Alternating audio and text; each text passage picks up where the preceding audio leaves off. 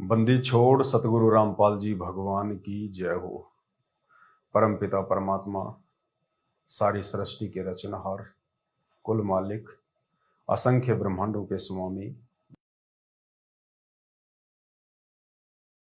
जगत लोकों में के संपन्न वाले राजाधिराज, आत्माधार, नाथों के नाथ, देवों के देव महादेव, सर्वेश्वर महेश्वर, मृत्युंजय, अजरो अमर, आदि अनादि, सनातनी प्रभु, जगत पिता जगदीश्वर, श्री श्री 1008 की उपाधि के वास्तविक अधिकारी, अकाल मूर्त, सबद स्वरूपी राम, वासुदेव, सर्वगतम ब्रह्म, प्रथम पूज्य, परम पूज्य, आदि गणेश, परम पुरुष, परम हंस, परम दयालु, परम संत, संत शिरोमणि सतगुरु रामपाल जी भगवान के चरण कमल में आप और हम सभी सत्सेवक भाई बहनों का अनंत कोटि दंडवत प्रणाम।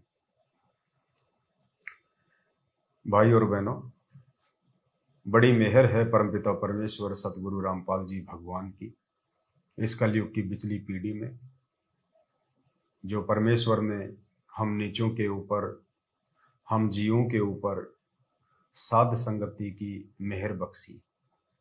साध संगति के बिना हम परमेश्वर के विधान को नहीं जान सकते।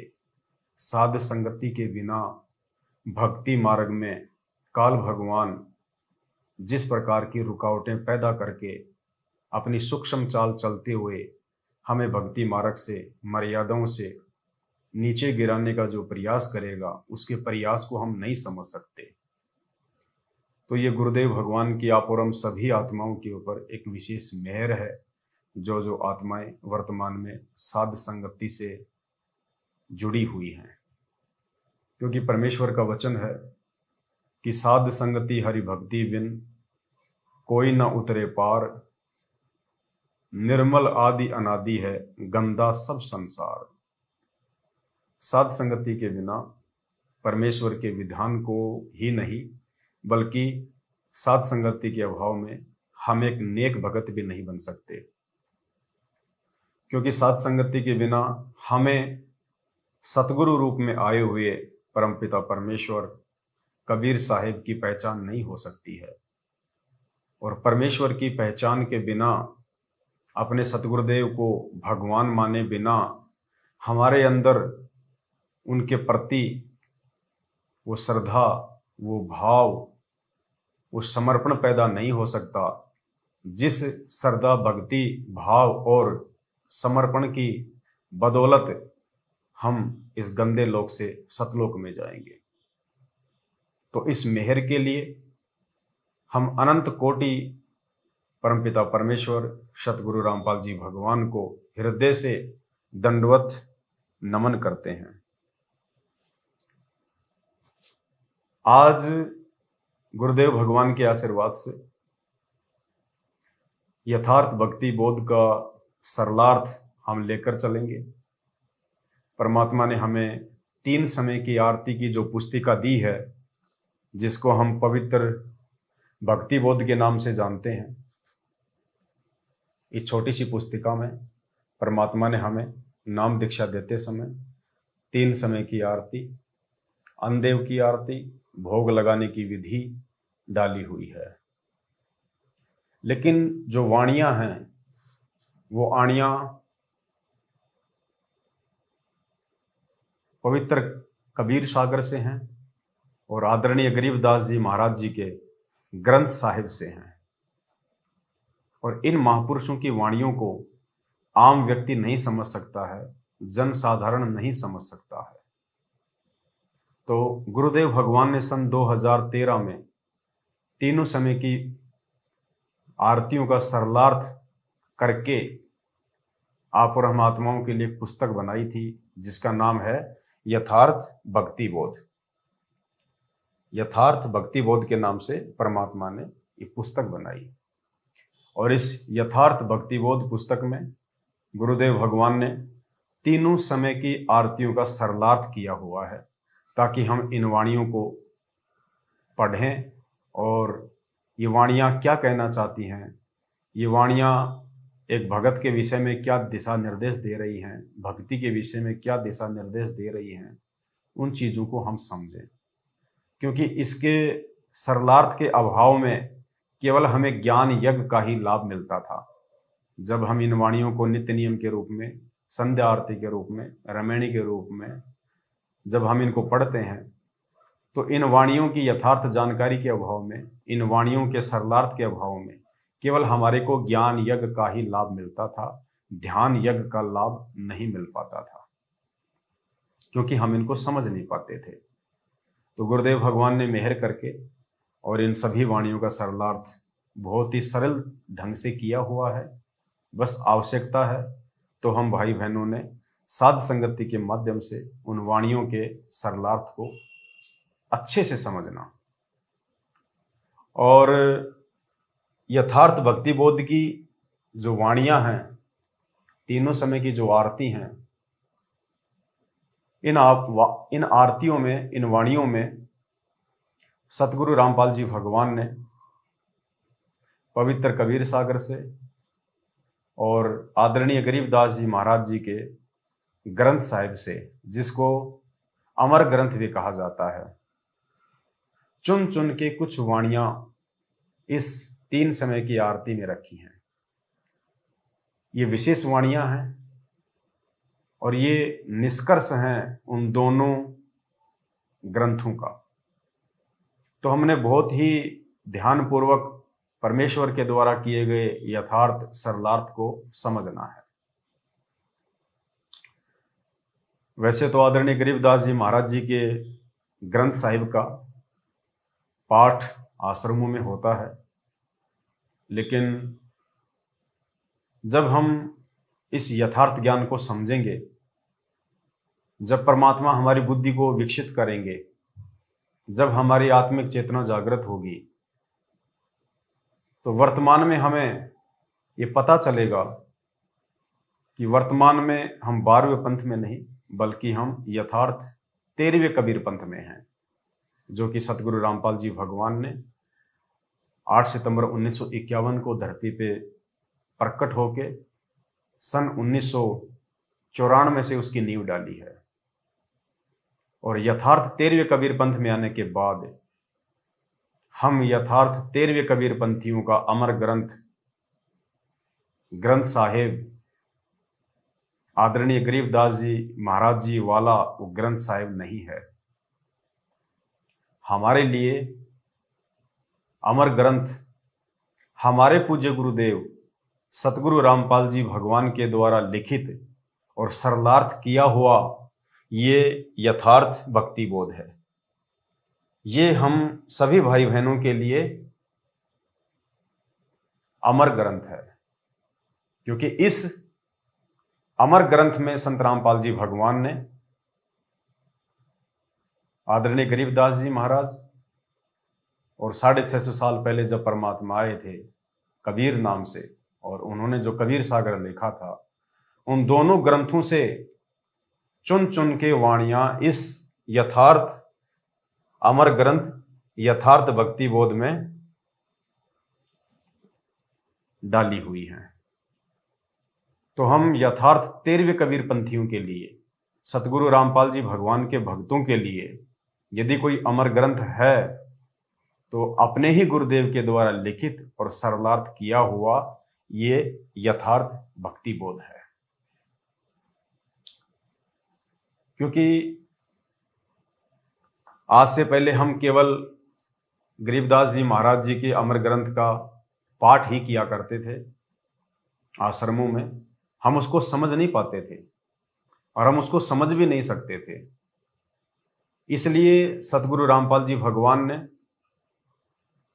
जब उन्होंने भक्ति की शुरुआत की तो उन्होंने उस अमर ग्रंथ का सरलार्थ नहीं किया, क्योंकि अमर ग्रंथ को केवल हम उसी समय समझ सकते हैं जब हम अपने सतगुरुदेव भगवान को समझें। जब तक हम सतगुरु रूप में आए हुए परमात्मा उस कबीर साहिब को नहीं जानेंगे, नहीं पहचानेंगे, तब तक हमारे को ये अमर ग्रंथ समझ में नहीं आ सकता। जिस प्रकार हम जगत वाले भाई बहनों को कहते हैं ज्ञान प्रचार के दौरान कि यदि आप लोगों ने अपने धर्मशास्त्रों को समझना है तो आपने सबसे पहले सृष्टि रचना को समझना पड़ेगा। सृष्टि रचना को समझे बिना आप किसी भी शास्त्र को नहीं समझ सकते।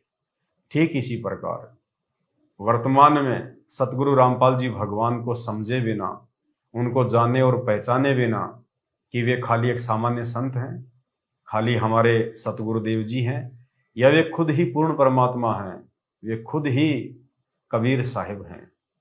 और जब हमें अपने गुरुदेव की पहचान हो जाएगी, और गुरुदेव की पहचान केवल साध संगति से ही संभव है, दूसरा कोई रास्ता नहीं है। तो गुरुदेव की पहचान होने के बाद फिर हमारे को ये सारे धर्म ग्रंथ बड़ी आसानी से समझ में आ जाएंगे। गरीबदास जी का अमर ग्रंथ भी समझ में आ जाएगा, और कबीर परमेश्वर के द्वारा जो कबीर सागर लिपिबद्ध करवाया गया था 650 साल पहले, वो भी हमें बड़ी आसानी से समझ में आएगा। और पूज्य गुरुदेव सतगुरु रामपाल जी भगवान के द्वारा जो पुस्तकें लिखी हैं, वो पुस्तकें क्या कहना चाहती हैं, वो पुस्तकें क्या समझाना चाहती हैं भक्ति के बारे में, सतगुरु के बारे में, भगवान के बारे में, उसके बाद हमें बड़ी आसानी से समझ में आएगी। तो गुरुदेव भगवान ने इंतजार किया कि सबसे पहले मेरे बच्चे मेरी पहचान कर लें, उसके बाद में फिर मैं इनको अलग से एक ग्रंथ साहिब बना के दूंगा। देखो, सारे संकेत परमात्मा ने पहले ही किए हुए हैं। दास आपको एक छोटा सा वीडियो सुनाएगा गुरुदेव भगवान का, 1 मिनट का, जिसमें गुरुदेव भगवान कह रहे हैं कि जब आप शाने हो जाओगे, जब आप समझदार हो जाओगे, फिर आपको एक ग्रंथ साहिब बना के देंगे। जबकि ग्रंथ साहिब तो 300 साल पहले ही बन चुका था। आदरणीय गरीबदास जी महाराज जी वाला जो अमर ग्रंथ है, जिसको हम ग्रंथ साहिब कहते हैं, वो तो 350 साल पहले ही बन चुका था। और गरीबदास जी महाराज जी के समय में उसका पाठ भी होना शुरू हो गया था। फिर भी सन 2010 में सतगुरु रामपाल जी भगवान ने अपने सत्संग में ये क्यों कहा कि आने वाले समय में आपको एक सदग्रंथ साहिब बना के देंगे। यानी हमारे लिए ज्यादा इंपॉर्टेंट गरीबदास जी महाराज जी के द्वारा लिखवाया गया सदग्रंथ साहिब नहीं है। हमारे लिए अति महत्वपूर्ण जो सदग्रंथ साहिब है, जो सतगुरु रामपाल जी भगवान ने 2013 में लिख दिया और जिसको यथार्थ भक्ति बोध का नाम दे दिया, ये अमर ग्रंथ हमारे लिए महत्वपूर्ण है। तो वर्तमान में हम 13वें यथार्थ कबीर पंथ के पंथियों के लिए, सतगुरु रामपाल जी भगवान के भक्तों के लिए आदरणीय गरीबदास जी महाराज जी के अमर ग्रंथ से ज्यादा महत्वपूर्ण अपने गुरुदेव सतगुरु रामपाल जी भगवान के द्वारा सन 2013 में तैयार किए गए नए इस ग्रंथ साहिब का महत्व है यथार्थ भक्ति बोध। ये है नया ग्रंथ साहिब। सुनिए सतगुरु रामपाल जी भगवान के मुख कमल से। इस प्रकार परमात्मा की प्यारी आत्माओं, तुम पुनः इस तत्व ज्ञान से परिचित होगे, फिर देखना कितना आनंद आया करेगा।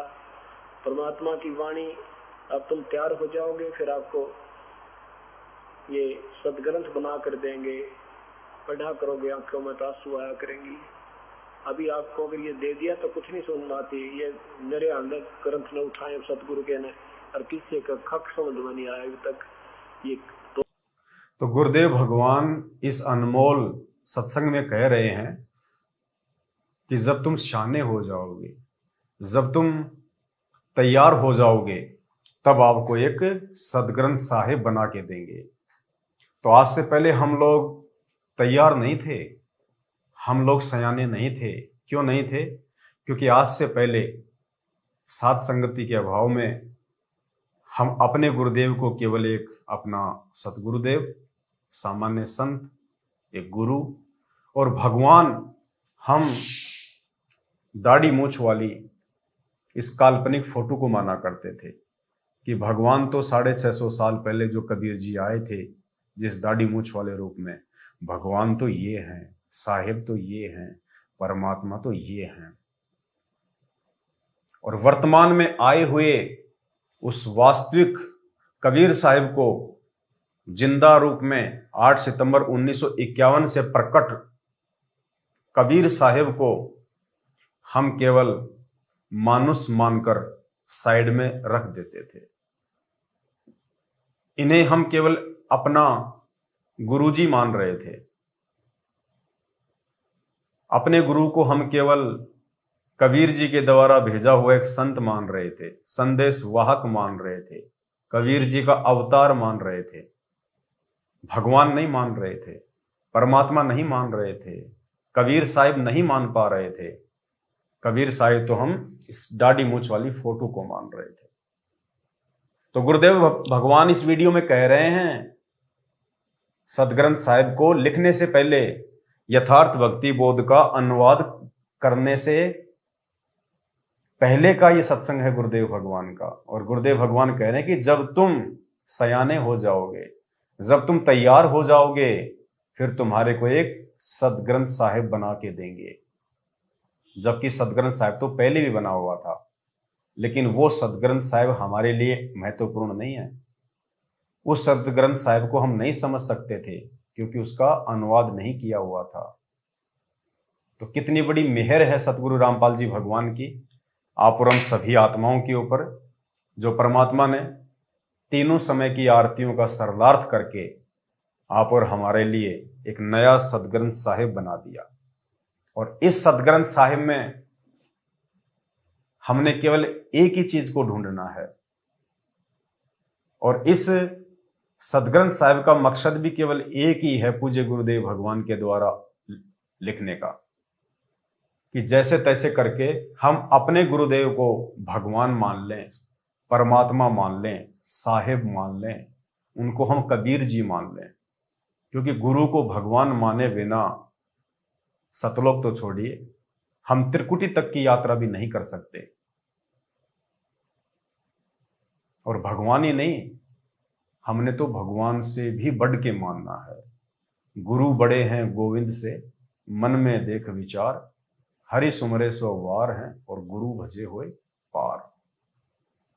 तो आज हम प्रवेश करेंगे सतगुरु रामपाल जी भगवान के द्वारा लिपिबद्ध और सरलार्थ किए गए यथार्थ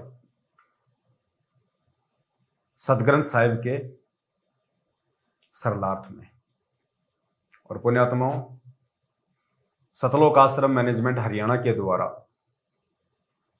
उन आश्रमों में जो पाठ प्रकाश किया जाता है 12वें पंथ के सदग्रंथ साहिब का, उस सदग्रंथ साहिब से आपको वो लाभ नहीं मिलेगा जो लाभ, जो ज्ञान यज्ञ का और ध्यान यज्ञ का लाभ अब हमें इस यथार्थ 13वें कबीर पंथ के यथार्थ 13वें सदग्रंथ साहिब को पढ़ के मिलेगा। क्योंकि परमात्मा कहते हैं कि जो ज्ञान यज्ञ होता ना, ज्ञान यज्ञ में सारे यज्ञ आ जाते हैं। क्योंकि ज्ञान बिना तो सारे यज्ञ ही अधूरे हैं, निष्फल हैं। और गीता जी में तो यहां तक कहा है अर्जुन को कि अर्जुन, द्रव्य में यज्ञ की अपेक्षा ज्ञान यज्ञ सर्वश्रेष्ठ है, क्योंकि ज्ञान में सारे ही यज्ञ आ जाते हैं। तो गुरुदेव भगवान के आशीर्वाद से हम प्रत्येक वाणियों को समझने का पूरा प्रयास करेंगे, क्योंकि ये वाणियां गुरुदेव भगवान ने आप और हमारे लिए लिखी हैं, हमारी आत्मिक चेतना को जागृत करने के लिए लिखी है। हम अपने गुरुदेव के अंदर भगवान देखने लग जाएं, इसलिए परमात्मा ने ये लिखा है और इसका अनुवाद किया है। यथार्थ भक्ति बोध। जीव हमारी जाति है, मानव धर्म हमारा, हिंदू मुस्लिम सिख ईसाई धर्म नहीं कोई न्यारा। हम इसकी भूमिका में चलेंगे। ये आप यहां पे देख सकते हैं इसकी विशेष सूची में। सबसे पहला जो पॉइंट है वो इसकी भूमिका है। तो भूमिका में हम चलेंगे।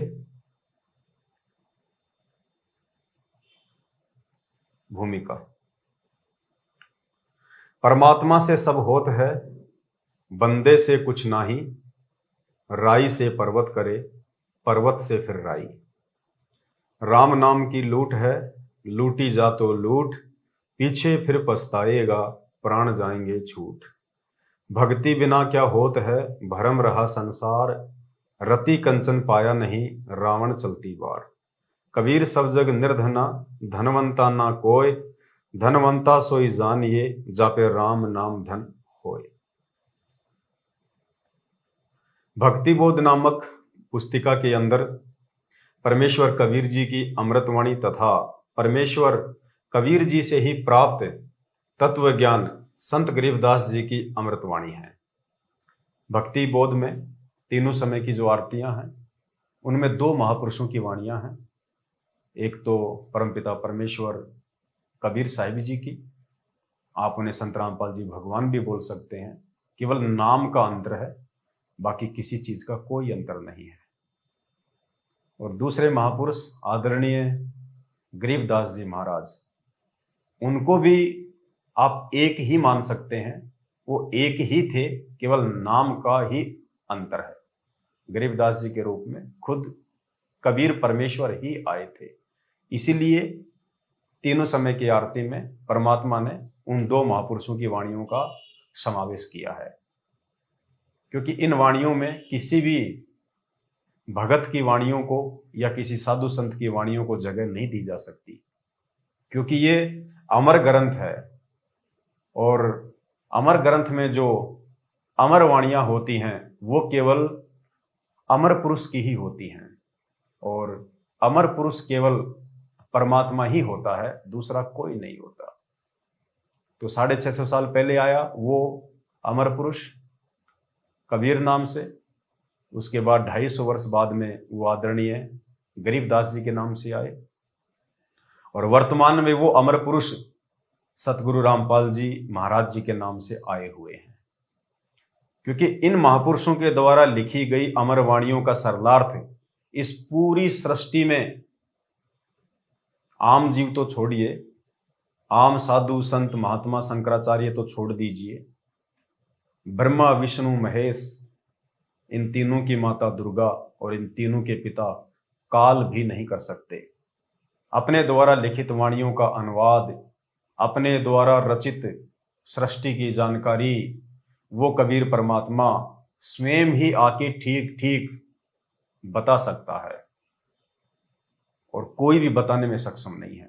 तो आज वो अमर परमात्मा कबीर साहब 8 सितंबर 1951 को सतलोक से चल के आप और हम आत्माओं के लिए ये ज्ञान देने के लिए, हमें जगाने के लिए सतगुरु रामपाल जी भगवान के रूप में आ चुके हैं। भक्तिबोध नामक पुस्तिका के अंदर परमेश्वर कबीर जी की अमृतवाणी तथा परमेश्वर कबीर जी से ही प्राप्त तत्व ज्ञान संत गरीबदास जी की अमृतवाणी में है। जिस वाणी का पाठ प्रतिदिन नियमित करना होता है, पुण्यात्माओं ध्यान देना, जिस वाणी का पाठ प्रतिदिन नियमित करना होता है, इस भक्ति बोध में इन दोनों महापुरुषों की वाणियां हैं।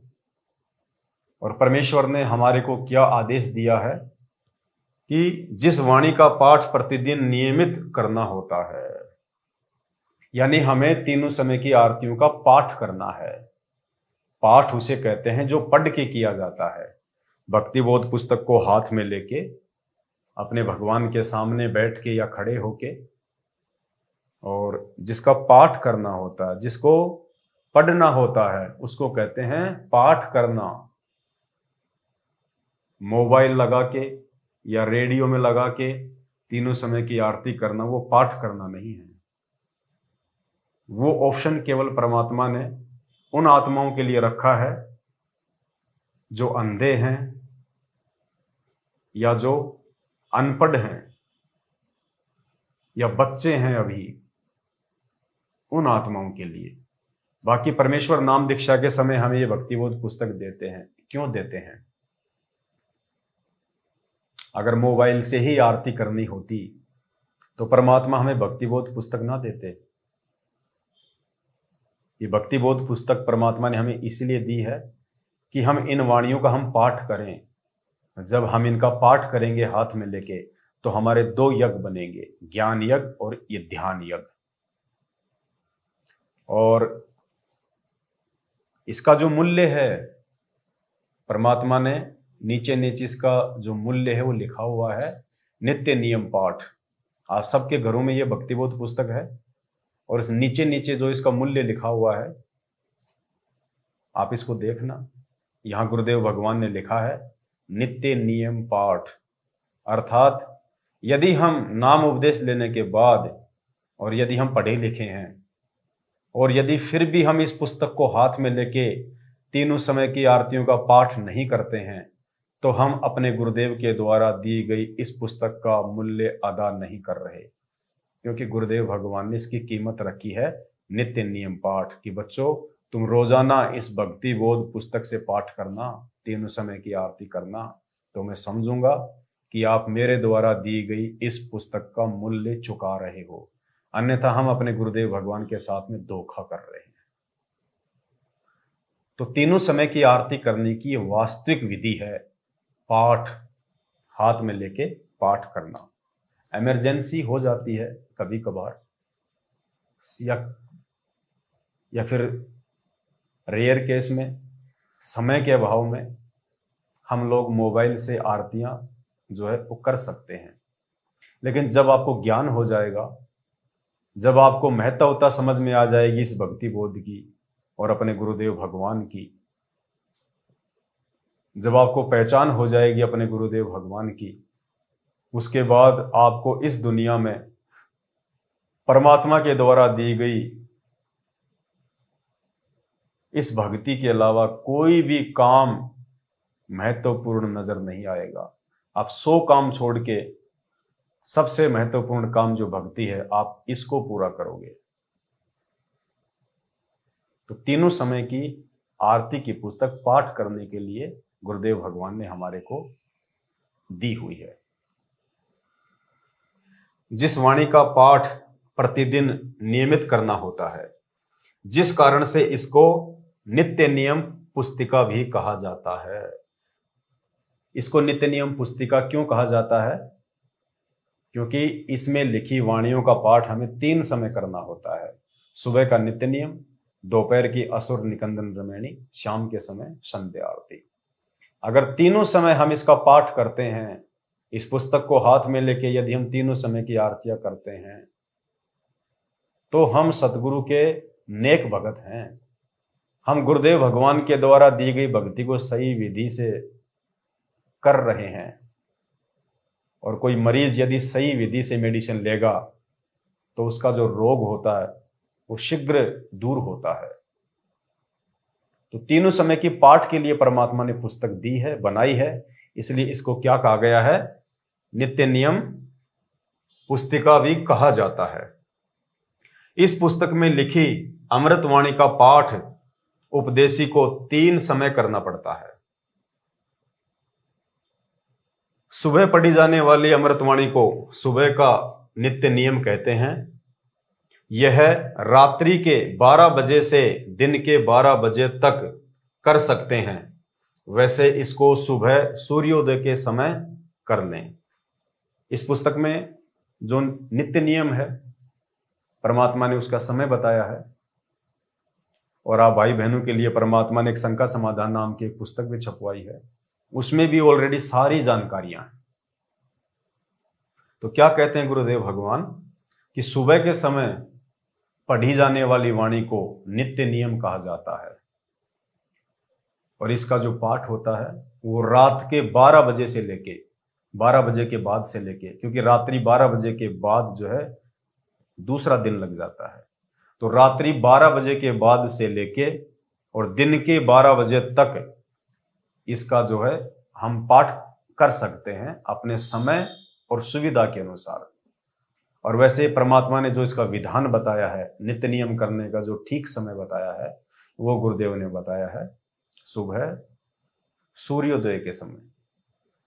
जब हम आश्रम में जाया करते थे गुरुदेव भगवान के पास बरवाला में, 2014 बरवाला कांड से पहले, तो फिक्स टाइम होता था वहां पे।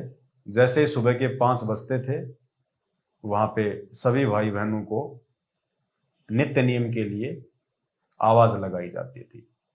यानी सतलोक आश्रम बरवाला में गुरुदेव भगवान के रहते सहते सुबह 5 बजे परमात्मा के विधान अनुसार सूर्योदय के समय नित्य नियम शुरू हो जाता था। सभी भाई बहन जो है अपना पाठ किया करते थे। तो इसका जो विधान है वो परमात्मा ने बताया सुबह सूर्योदय के समय। और विशेष परिस्थिति में अगर आप किसी कारणवश सुबह इसको नहीं कर पाते हैं, आप लेट हो जाते हैं, आप किसी कारण से, आपकी नाइट की आपकी ड्यूटी है, तो गुरुदेव ने दिन के 12 बजे तक इस पाठ को करने का विधान बताया है। लेकिन हमें कोशिश करनी चाहिए जैसे तैसे समय निकाल के, क्योंकि देखिए हम 10-12 घंटे जो अपना काम धंधा करते हैं वो केवल 2 टाइम की रोजी रोटी तक सीमित है। वो केवल हमारे शरीर का ही पोषण करेगा।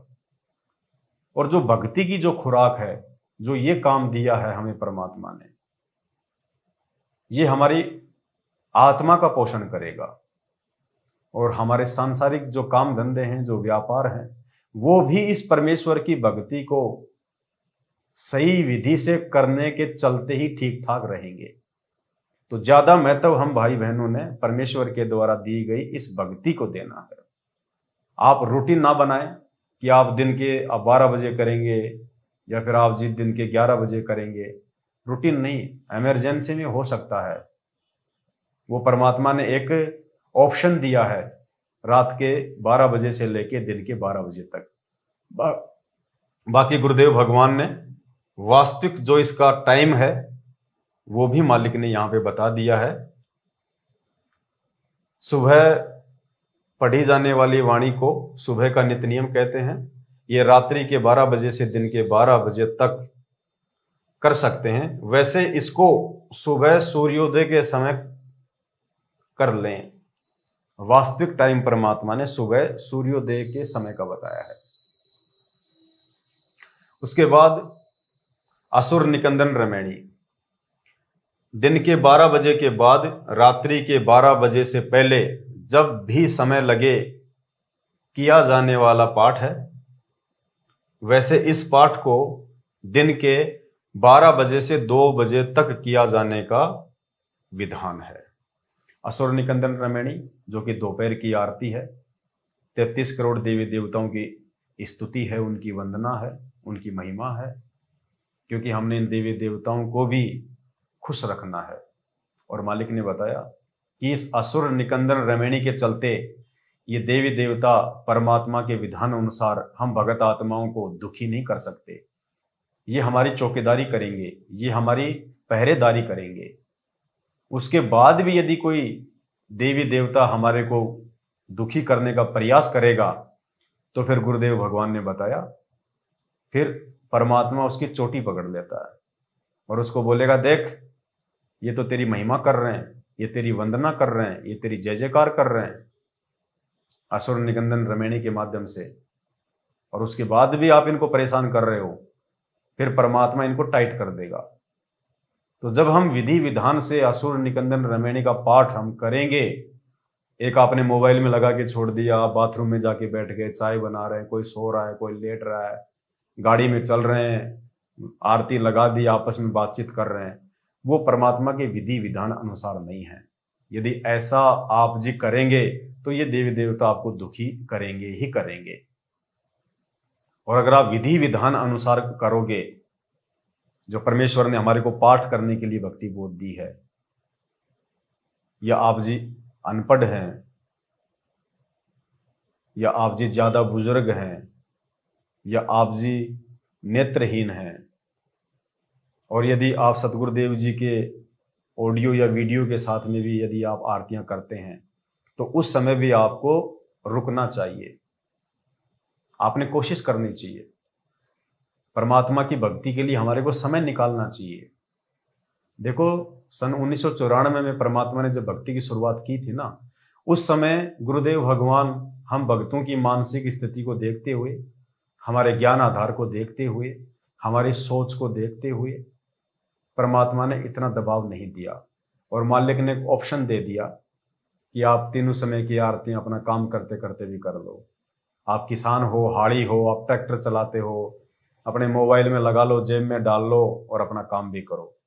उस समय गुरुदेव को पता था कि अगर इनको सही विधि से करने के लिए यदि पूरा दबाव डाल दिया गया तो ये भक्ति ही नहीं करेंगे, क्योंकि अभी ये भक्ति और भगवान और उसके गुणों से अपरिचित हैं और ये आत्माएं इस बात को दबाव समझकर भक्ति छोड़ देंगी।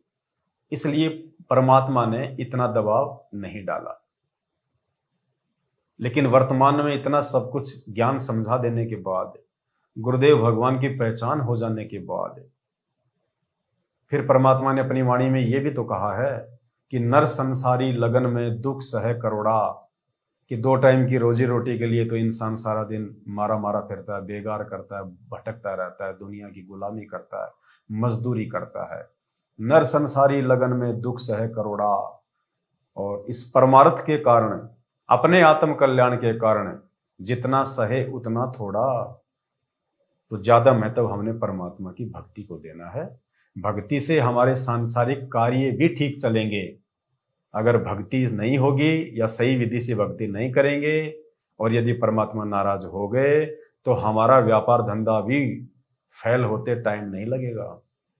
तो ज्यादा महत्व अब वर्तमान में इतना सारा सब कुछ भेद खोल देने के बाद गुरुदेव भगवान के द्वारा अब हमने भक्ति को ज्यादा महत्वता देनी है। तो हम कोशिश करें, हम समय पे ही हम तीनों समय की आरतियां परमेश्वर की विधि विधान अनुसार भक्ति बोध पुस्तक को हाथ में लेके करें। असुर निकंदन रमणी, दिन के 12 बजे के बाद रात्रि के 12 बजे से पहले जब भी समय लगे किया जाने वाला पाठ है।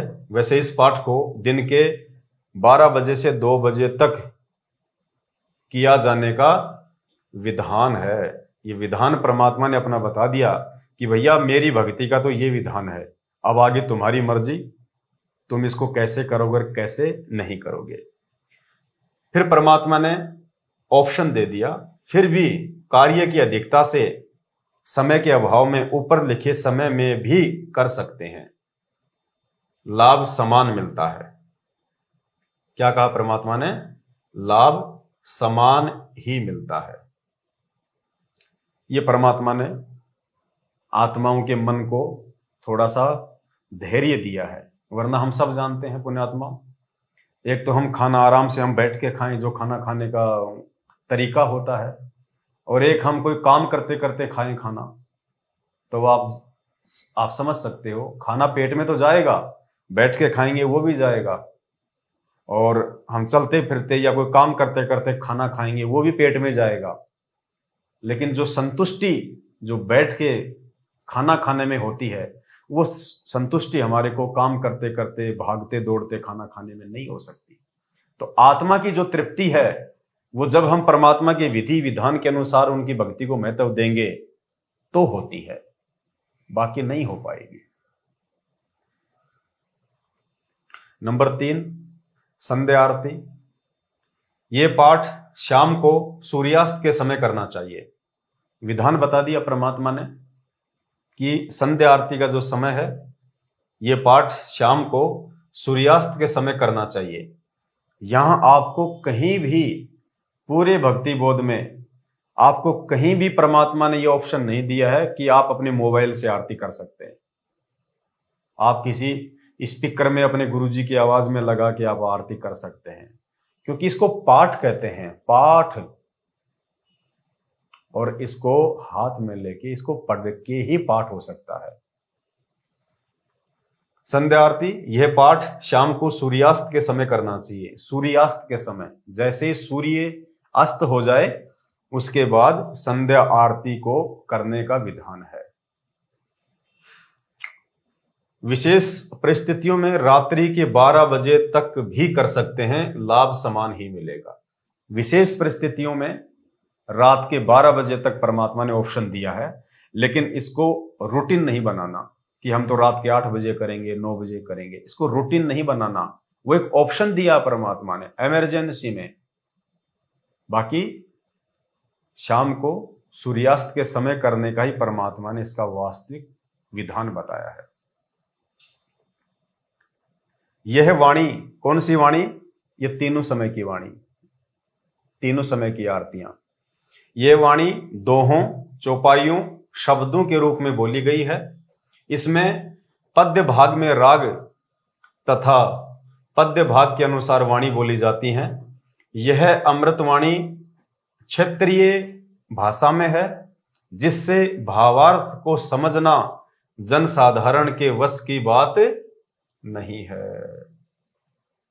तीनों समय की वाणियों का जो अर्थ है, जो गूढ़ रहस्य है, जो सार है, वो जनसाधारण के वश की बात नहीं है कि वो इन वाणियों में छुपे हुए गूढ़ रहस्य को निकाल सकता है। तो फिर कौन निकाल सकता है? यह अमृतवाणी क्षेत्रीय भाषा में है, जिससे भावार्थ को समझना जनसाधारण के वश की बात नहीं है।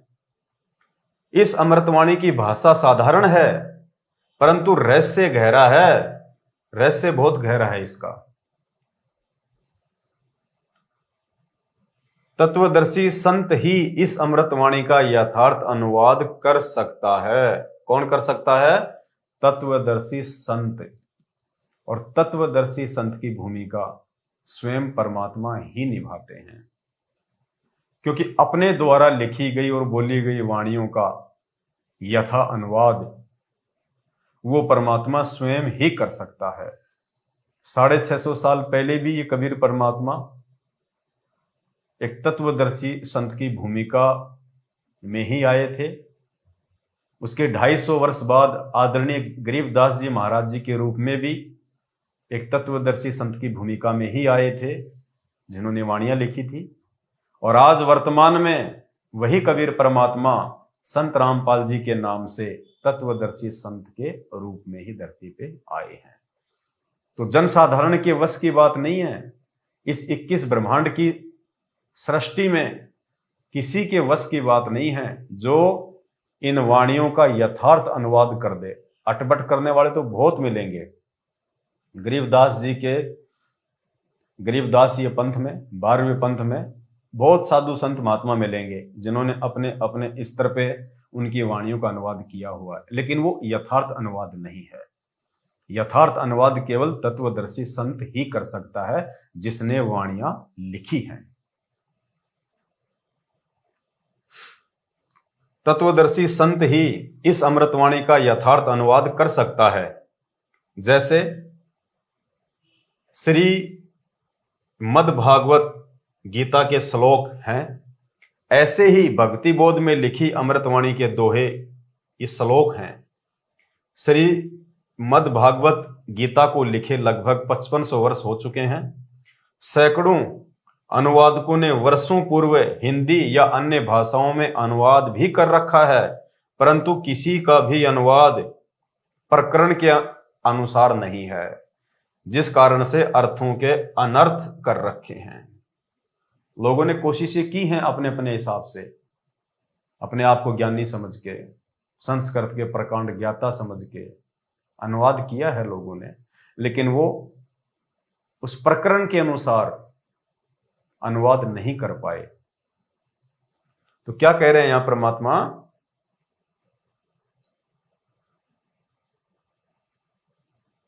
तत्वदर्शी संत ही इस अमृतवाणी का यथार्थ अनुवाद कर सकता है, क्योंकि पुण्यात्माओं आज धरती पे तत्वदर्शी संत के रूप में स्वयं वो कबीर परमात्मा संत रामपाल जी भगवान के नाम से प्रकट हैं और अपने द्वारा लिखी गई वाणियों को वो परमात्मा स्वयं ही आके अनुवाद करता है, उनका सरलार्थ करता है, दूसरा कोई नहीं कर सकता।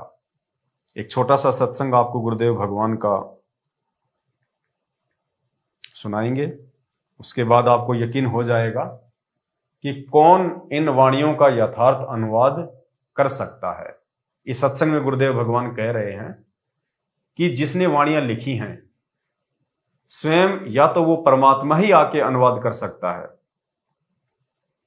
या फिर उनका कोई कृपा पात्र तो यहां परमेश्वर अपने आप को परमात्मा ना कह के, गुरुदेव भगवान अपने आप को परमात्मा ना कह के अपने विधान अनुसार अपने आप को छुपाते हुए कह रहे हैं कि कोई या तो स्वयं परमात्मा ही अनुवाद कर सकता है या फिर उनका कोई कृपा पात्र। तो आज परमेश्वर स्वयं ही तत्वदर्शी संत की भूमिका में है, संत रामपाल जी भगवान के नाम से हैं, और उन्होंने ही इन अमृतवाणियों का ठीक ठीक अनुवाद किया है। तो सुनिए गुरुदेव भगवान क्या संकेत कर रहे हैं, कौन इन अमृतवाणियों का अनुवाद कर सकता है। अपने आत्मा परमात्मा ने एक और दया करी अपने पे। अपनी अमृतवाणी में उन्होंने सब कुछ लिख दिया, लेकिन वो अमृतवाणी इतनी लंबी चौड़ी बना दी, इस तत्व ज्ञान को उसके अंदर छुपा दिया। और साथ में उन महापुरुषों से भी कह दिया गया था कि अभी इस यथार्थ ज्ञान को केवल तुम इन श्लोकों के माध्यम से ही बताना, गद्य भाग से मत बोलना। तो उन्होंने पद्य भाग में यानी दोहों और शब्दावलियों के माध्यम से ही अपना वहां का ज्ञान दिया, सतलोक और सचखंड का। उन्होंने गद्य भाग में नहीं बोला और वो लिपिबद्ध किया गया। उस पद्य भाग को समझना जन साधारण के बस की बात नहीं। या तो परमात्मा ही बता सके या वो संत ही बता सकते हैं जिन्होंने वो वाणी बोली, या फिर उनका कृपा पात्र जिसको परमात्मा सद्बुद्धि देते हैं, वो फिर उन गूढ़ रहस्यों को परमात्मा की प्यारी आत्माओं के समक्ष सरलार्थ करता है। तो पुण्यात्माओं, परमपिता परमेश्वर सतगुरु रामपाल जी भगवान के इस वचन आधार से, सत्संग आधार से ये साबित होता है कि आज इस धरती पे हमारे पूज्य गुरुदेव भगवान के रूप में स्वयं कबीर परमेश्वर ही प्रकट हैं, जिन्होंने अपने द्वारा लिखित वाणियों का आज स्वयं ही ठीक ठीक अनुवाद किया है, उनको समझाया है। गीता अध्याय 18 श्लोक 66 में व्रज शब्द है जिसका अर्थ जाना होता है। सर्व गीता अनुवादकों ने व्रज का अर्थ आना किया है, जबकि इसका वास्तविक अर्थ क्या होता है? जानना। उदाहरण के लिए, जैसे अंग्रेजी के शब्द गो का अर्थ जाना होता है, यदि कोई गो का अर्थ आना करता है तो वह अनर्थ कर रहा है। इसी प्रकार परमेश्वर कबीर जी की वाणी तथा संत गरीबदास जी की वाणी का यथार्थ अनुवाद तत्वदर्शी संत ही कर सकता है, यानी स्वयं परमात्मा ही कर सकता है। जिसने वाणियां लिखी है वो ही कर सकता है, दूसरा कोई नहीं कर सकता। क्यों नहीं कर सकता? इसका एक रीजन और है पुण्यात्माओं, क्योंकि एक सत्संग में सतगुरु रामपाल जी भगवान ने हमें बताया कि परमेश्वर कबीर साहिब और आदरणीय गरीबदास जी महाराज जी की जो वाणियां हैं, उन वाणियों में विश्व की सभी भाषाओं का समावेश है। उन वाणियों में विश्व की सभी भाषाओं का समावेश है, कबीर साहिब जी की वाणियों में और आदरणीय गरीबदास जी महाराज जी की वाणियों में विश्व की सभी भाषाओं का समावेश।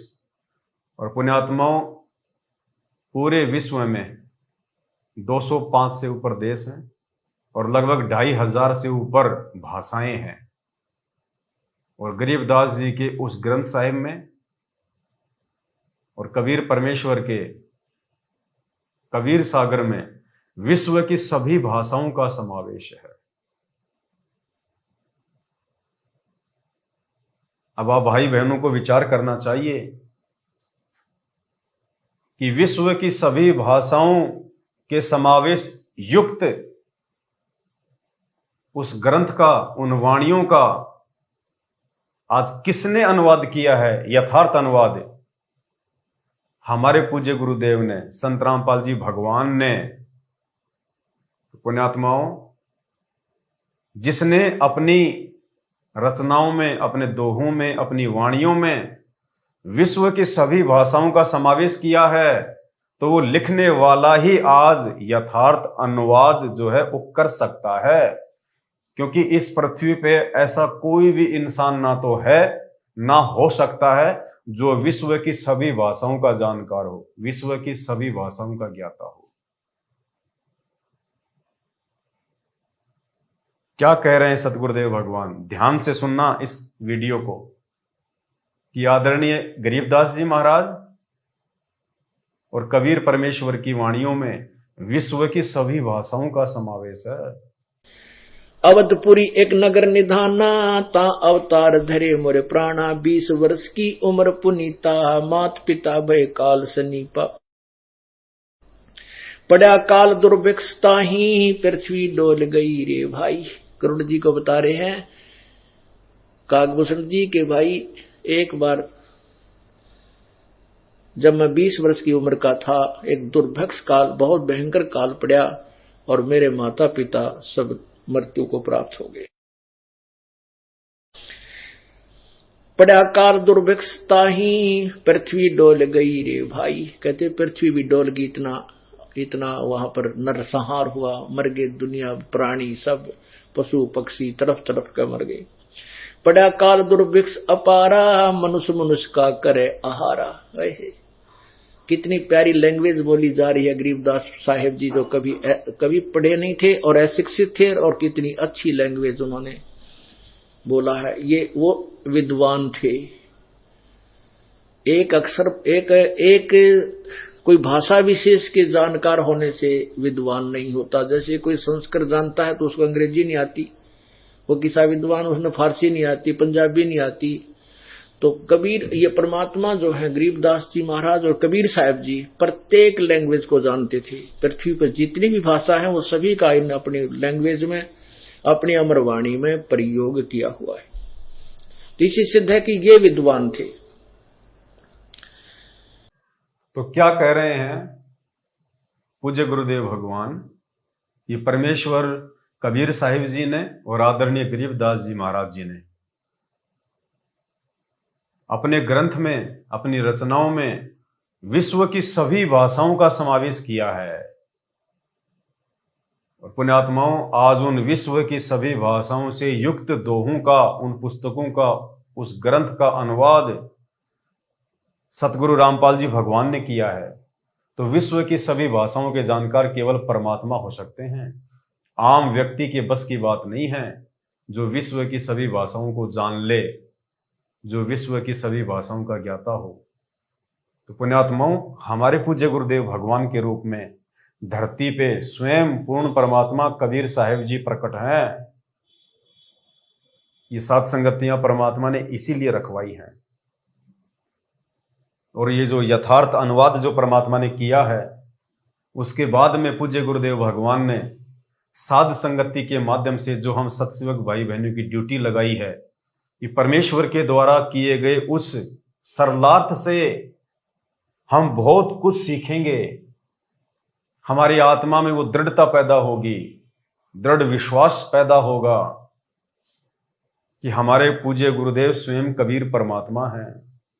और जब तक ये बात हमारे दिलो दिमाग में नहीं बैठ जाएगी कि गुरु ही भगवान होता है, गुरु ही परमात्मा होता है, और हमारे पूज्य गुरुदेव सतगुरु रामपाल जी भगवान स्वयं कबीर परमात्मा हैं, पुण्यात्माओं, हम इस काल लोक की सृष्टि से बाहर नहीं जा सकते। इसलिए परमेश्वर ने रजा बख्शी। पहले तो मालिक ने हमारे लिए ये यथार्थ सदग्रंथ साहिब की रचना कर दी, यथार्थ भक्ति बोध के माध्यम से, और फिर समझने समझाने के लिए परमात्मा ने साध संगतियां रखवा दी 2014 बरवाला कांड के बाद। इसलिए पुण्यात्माओं, दास बार बार कहता है कि सतगुरु की पहचान साध संगति के बिना संभव नहीं है। जिन आत्माओं ने मोक्ष प्राप्त करना है, जिनको मोक्ष की भूख है, उन आत्माओं को देर सवेर साध संगति से जुड़ना ही पड़ेगा। साध संगति की वीडियो देखे बिना उनके अंतःकरण में भगवान के रूप में सतगुरु रामपाल जी भगवान समाहित नहीं हो सकते। और ये हम सभी आत्माओं का परम सौभाग्य है कि परमात्मा ने शुरू से ही हम भाई बहनों को साथ संगति से जोड़ दिया।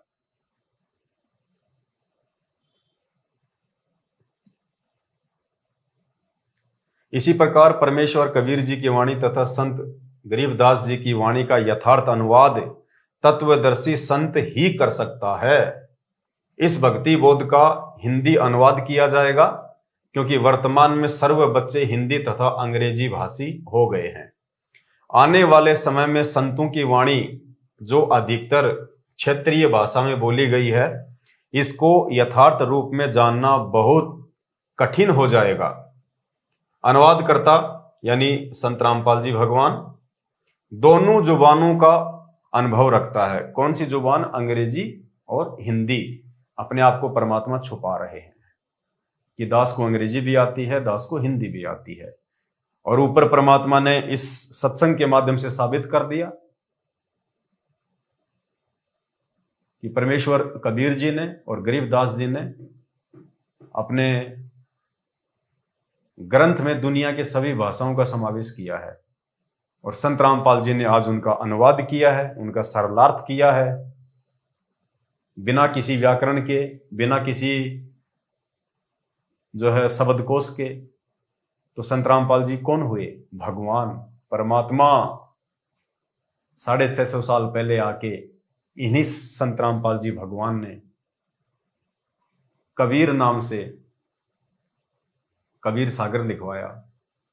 250 वर्ष पहले आके इन्हीं सतगुरु रामपाल जी भगवान ने गरीबदास जी के नाम से आके सतग्रंथ साहिब की रचना की, और अपने द्वारा लिखित वाणियों को आज परमात्मा स्वयं ही अनुवाद कर रहे हैं। दूसरा कोई भी करने में सक्षम नहीं है। अनुवादकर्ता दोनों जुबानों का अनुभव रखता है। वर्तमान में विश्व में एकमात्र तत्वदर्शी संत हैं, क्योंकि एक समय में पूरी पृथ्वी पे एक ही संत होता है, दो संत नहीं होते। एक समय में पूरी पृथ्वी पे एक ही तत्वदर्शी संत होता है, और तत्वदर्शी संत स्वयं परमात्मा ही होता है। इसलिए परमात्मा दो नहीं होते, परमात्मा एक ही होता है। अनुवादकर्ता का जन्म, यहां परमेश्वर अपने आप को छुपाते हैं ज्ञान आधार से आप और हमारे से अपनी पहचान करवाने के लिए। अनुवादकर्ता का जन्म 8 सितंबर 1951 में हुआ था। इस कारण से आज सन 2013 में अनुवाद करने जा रहा हूं, यानी 2013 में परमात्मा ने हमारे लिए ये नया सदग्रंथ साहिब यथार्थ भक्ति बोध के नाम से अनुवाद किया।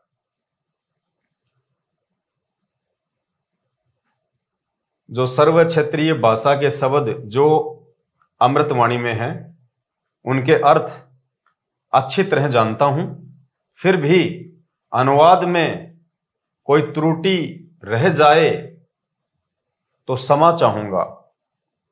वैसे त्रुटि की कोई गुंजाइश नहीं है, क्योंकि परमेश्वर अगर किसी चीज का अनुवाद करेंगे तो त्रुटि की तो कोई गुंजाइश रहती ही नहीं है। फिर भी परमात्मा अपने आप को छुपाते हुए और एक साधारण व्यक्ति की तरह, एक साधारण मानव की तरह रोल करते हुए यहां कह रहे हैं कि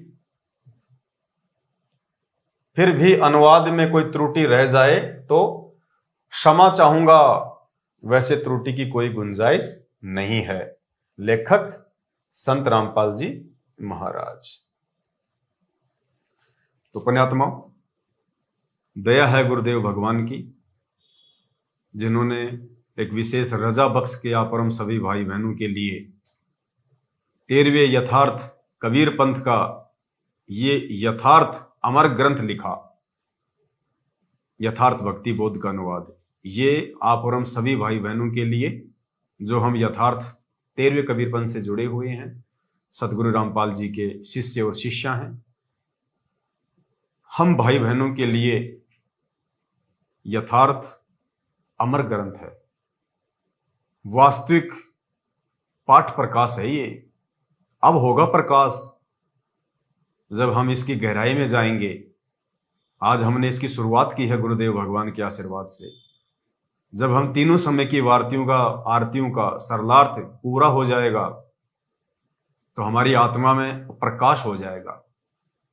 चांदना हो जाएगा ज्ञान वाला, तो वास्तविक जो पाठ प्रकाश है जो वर्तमान में उन आश्रमों में किया जाता है केवल माया बटोरने के लिए, पाठ पाठ पाठ पाठ, केवल एक ही चीज पे जोर दे रखा है, पाठ पाठ पाठ पाठ।